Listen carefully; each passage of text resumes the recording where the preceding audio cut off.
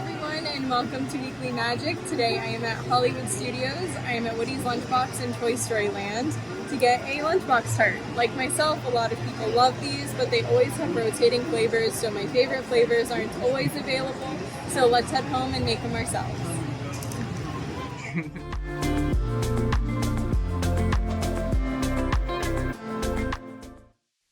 So before we get started, I just wanted to say a quick thank you to Kaylin, who's a friend and subscriber. He wanted me to make some Pop-Tarts on the channel, so of course the first thing I thought of was the lunchbox tarts at Woody's Lunchbox.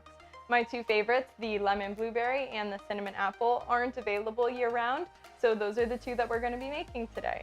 And to do that, you'll need some pie crust, some filling. I have an apple pie filling and some blueberry preserves, some ingredients to make a simple royal icing, and then all of our decorations.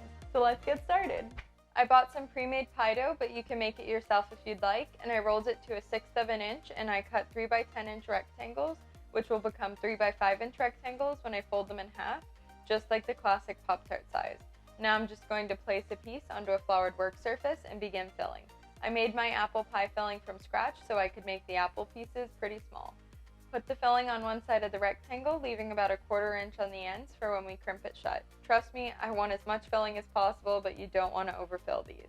Lastly, I'm going to fold the dough over and crimp the edges with a fork, and you can also trim the edges with a knife after crimping to get a cleaner look. Also, cut a small slit in the top of the Pop-Tart, and then pop these in the oven at 375 for about 25 minutes or until starting to brown on the edges. Okay, so off camera, I just made 2 batches of royal icing. This is super simple, just some pasteurized egg whites and powdered sugar. And to one of them, I'm going to add some lemon extract. Since this one will have our blueberry filling, I wanted to add more of that lemon flavor to the lemon blueberry. And we're going to dye it a royal blue color that's like a mixture of, I'm mixing sky blue and royal blue. And then the other one, I'm just going to dye red. To make the fondant Pixar ball, first dust your work surface and rolling pin with powdered sugar. Pinch off a piece of blue fondant about the size of a small gumball. Roll it into a ball and flatten it on one side. Use your hands to mold the other side into a dome shape. It should look like you smushed a gumdrop. Set the blue aside and roll out the yellow fondant to a 1/16 of an inch and cut out a small circle. You can use the circular end of a piping tip to do this. Slightly wet the top of the blue fondant and center the yellow circle on the blue piece. In circular motions, press the yellow down the sides of the blue piece until it's even. Roll out your red fondant again to a 1/16 of an inch and cut out a tiny star. Wet the yellow piece this time and place your star on top. We'll start by decorating the cinnamon apple tart. Pipe a long strip down the center of your Pop-Tart. Add a sugar snowflake, and these that I found look exactly like the ones that I saw in the park. I'll link them down below. And then add red and green sprinkles, which I separated by hand, and I do not recommend doing this. For the lemon blueberry tart, like before, start by piping icing down the center. Add some white chocolate pearls or white pearl sprinkles, and finally top with the fondant Luxo ball that we made. So I'm going to be a little bit out of my comfort zone for a minute. I just wanted to share this with you all. So we got everything ready. Everything looked perfect. I was so excited. We were assembling. And then the icing that I had made was a bit too runny for both colors. It just wasn't working and I wasn't happy with it, but I finished them all and set them aside, and I was really upset and I just wanted to throw in the towel.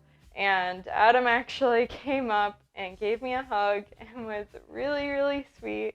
And he started bringing them over to me and being like, oh, this one's not bad, and pulling up pictures online of the ones that they make in the parks and being like, see, theirs aren't perfect either. And I have ADD and I'm very much a perfectionist. So when I can't get it perfect on camera for you all, I get upset and feel disappointed in myself.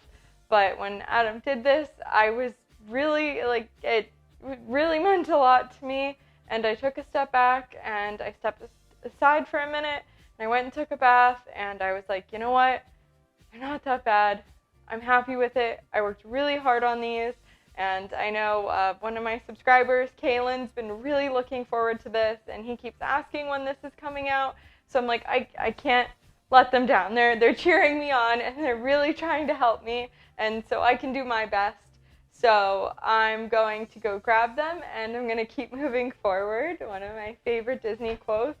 and I'll present them to you all, even though they're not perfect. I made some mini versions, so you'll see what they would have turned out in a larger version with how I piped the mini version. So let me go get them, and thank you all so much for understanding. And here's how all the Pop-Tarts turned out. I genuinely had a really good time making these. The little ones did somehow turn out the best, even though that was kind of a last-minute decision to make.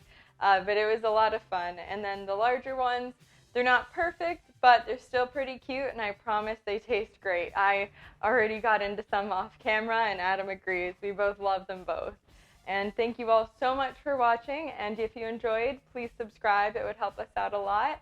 And I'll see you in the next one. Bye, everyone.